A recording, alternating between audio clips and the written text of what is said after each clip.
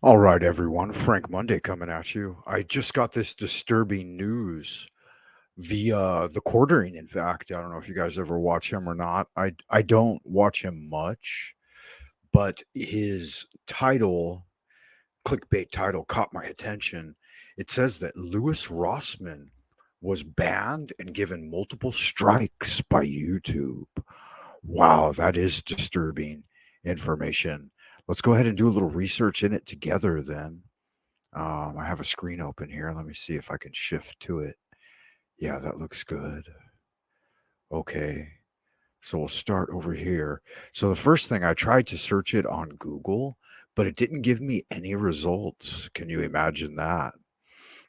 So I went over to Luck Blow, right? And I searched there and it says that YouTube bans massive YouTuber Louis Rossmann for simply promoting an app alternative to YouTube.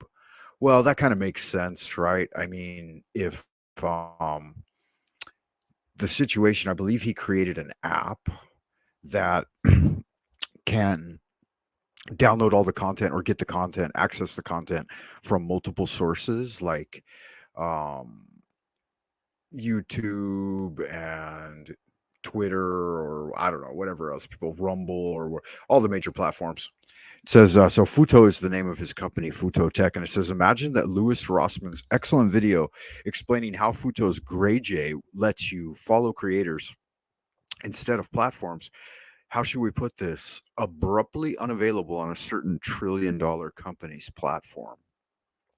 So that's the essence of the story there, is that his video, and I don't think it's just his video. I think that like it's pretty serious. Let's have a deeper look at it. Moderator announcements. See more here. I'm a bot. Okay, that's interesting.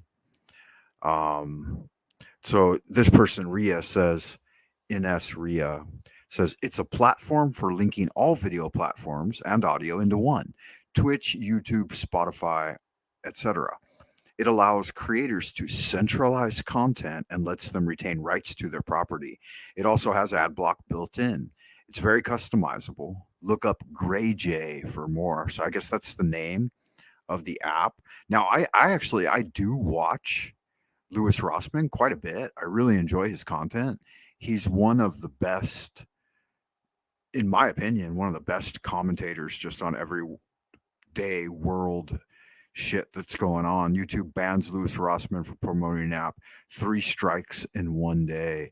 Well, that's enough to get him canceled, right? If that's true, and they do cancel him. I know they're handling their strike system a little different now, which is actually pretty good. So I had gotten quite a few strikes in the past because of various things, running your mouth about anything political, unless you're Sticks Hexenhammer, who knows how to kind of beat around the bush without getting in trouble. It it's not something they want to see. Yeah, they don't want political commentators. They don't want anyway competing with CNN or CNBC or MSNBC or any of the big news names. So they got a message from the news stations and they told people, you really shouldn't do that because that will take away viewers from the everyday channels.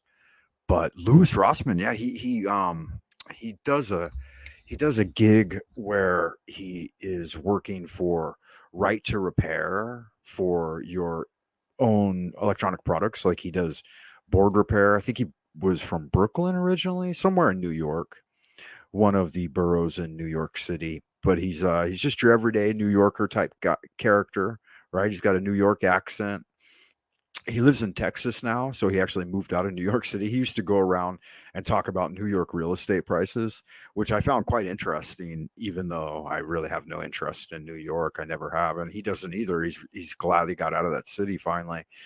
But New York is pretty crazy on the real estate prices. Yeah, it's not really worth it. I don't know why anybody would want to live there. But I lived in Boston for a couple of years. I enjoyed that quite a bit. So he does right to repair, where he tries to get big name companies like Apple and Microsoft, or mostly Apple. I believe that's what he repairs. That's where most of his money was worked in board repair. Now he owns his own company, and he lives in Texas, and he still does computer repair, appliance repair, I guess. I think it's just computers mostly, and maybe cell phones, I would imagine as well. But so this guy has a take on it. He says, how is GrayJay, Louis Rossmann's app, how doesn't it count as piracy? Does it count as views for YouTube? If I were to watch Rossmann video via GrayJay, does YouTube capture that? If not, how does that affect his earnings potential? Seems like they've stripped out ads. So how do creators make money? Strictly via viewers paying them? Oh, and by the way, if you guys are wondering, I am not monetized, and as a result, I make nothing off of all of my hard efforts. I've done over 3,000 videos for YouTube here, and I'm down to 1,200 now because I deleted over 1,000, like 1,500 of them off of the platform because I didn't want to run the risk of getting additional strikes because they were getting really strike happy, and I think they had me up to 2 strikes, which meant that if I got one more, I would lose my channel. So I went in one day, and then originally they didn't let me delete them. Like I tried to delete them from the content section. It only let me delete about 70% of the ones I wanted to delete. But I'm back up in the numbers of around 1,200 now again, and I'm doing some alternative stuff like food reviews and magic. Basically, I just talk about ceremonial magic, not even ceremonial magic, more of kind of chaos magic. And I do something called the 100-Day Challenge, which is all about challenging yourself to learn some new skill over the course of 100 days. So we did one on astral travel. We've done them on exercise. I did one on hypnosis. Yeah, I actually had an expert, a hypnotherapist, working with me on that one. This current one is called Pathways of the Magi, and we're working on building up the basic magic skills for what Aleister Crowley called the art and science of causing change to occur in conformity to one's will. So it's all about the magical intention. And you can learn more about it if you check me out on www.buymeacoffee.com/Frank Money. Put a little something in the tip jar. That's the only way I get any recognition from this platform in particular. So let's get back to this Louis Rossmann idea. Let me see here. Did I do it correctly? No, I didn't. This should work. Let's see if it does. Okay, yeah, looks good. So there's the story on mines, and I guess this story is probably, I guess you got to be a supermind to read it. But maybe we can look at some of the contents. So the Doom Dog never heard of him. YouTube is trash. They got all my views locked on there. Keep taking them away over and over. To the people in the comments who haven't actually checked, Rossmann received multiple strikes, but he wasn't actually banned. He posted a video a few hours ago. Not sure why the misleading title was necessary. Okay, so that's good. I'm glad he's not banned because I really do enjoy Louis Rossmann's content. He's one of the best in the business as far as that goes. So you guys make sure you check out my interview archive, one of 2, Frater Francis and Frater Tomas discussing magic. We've only got 18 views on it. Make sure you hit the thumbs up, all that, all that stuff that makes YouTube bark like a dog.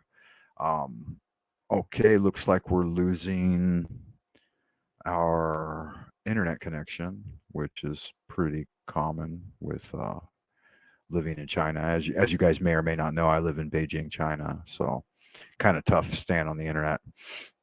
Again, it says it bans him, but he was given 3. So this one's on Reddit, and it says he was given 3 strikes. Ultimately, YouTube is a business with astronomical hosting and delivery costs. The free money party for tech is over, and the global ad industry is in decline. Someone building an alternative client for YouTube that both ads feature that YouTube has paywalled whilst removing adverts from the content it displays is never going to be a viable business and really isn't that different from people selling modded cable satellite TV boxes that all have channels for free. I'm a creator and I wrote their team asking for my contact to be opted out of their service. They never replied.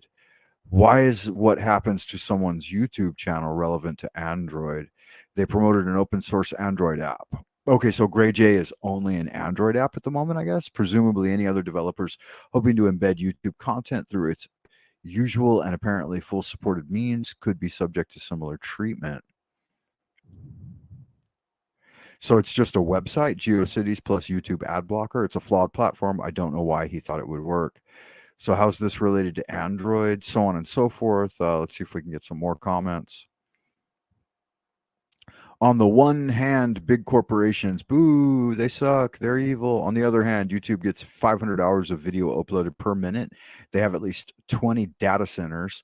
They're storing at least 10 to 20 exabytes of data, and they have hard drives die every couple of minutes. In 2010, Google said they're using 250 megawatts of power. Wonder why they're using now? Wouldn't be surprised if it was double or triple.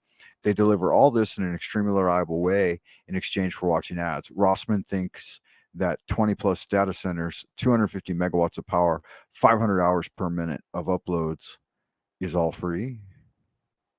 Surprised, smoking the reefer, informed. I like the concept, but this is basically just ripping off YouTube and Google. It was very obvious that something like this would happen. I don't want to suck up the Google, but ads are kind of necessary. People say we don't need them because sponsorship and Patreon, etc. But then everybody just skips after hearing this message from our sponsor or doesn't subscribe. It depends on how you do your sponsored ads. Like, for example, I watch a guy, and this will be my last spoiler, but then we'll finish the story. I watch a guy called the Y Files. His name is AJ, and he's got a little fish called Hecklefish, and like they integrate their sponsored ad into the video so smoothly that it's just as entertaining as any other content they do, and it's totally painless, and I'll always watch it. Um, who the commenter back there was right in that most of the time, sponsored content and like the little ads that uh, creators put in are terrible and really disconnected from the overall video. But AJ does it in such a playful and fun way that it's even worth watching. Like it's really good. So if you don't watch the Y Files, you definitely should. It's got really good content. I think he does one show a week plus one live show. And so his show is typically anywhere from 40 minutes to an hour long. And it's very high production value, very interesting paranormal, supernatural type content. And he gives a very balanced view of certain situations from the historical archive. And then he does like a 3 to 4 hour live breakdown of the show and talks to people. Really, really seems like a great guy. Anyway, I enjoy it. I'm going to get out of here for now, guys. I just wanted to let you know that Louis Rossmann is a good guy and he's worth listening to. And he's doing a lot of good work for the right to repair action in Congress, and you should definitely check him out. And you should also check me out on www.buymeacoffee.com/Frank Monday. Y'all good looking sex people stay well out in Happy Land. And as we wander into the abodes of the future, keep doing good magic.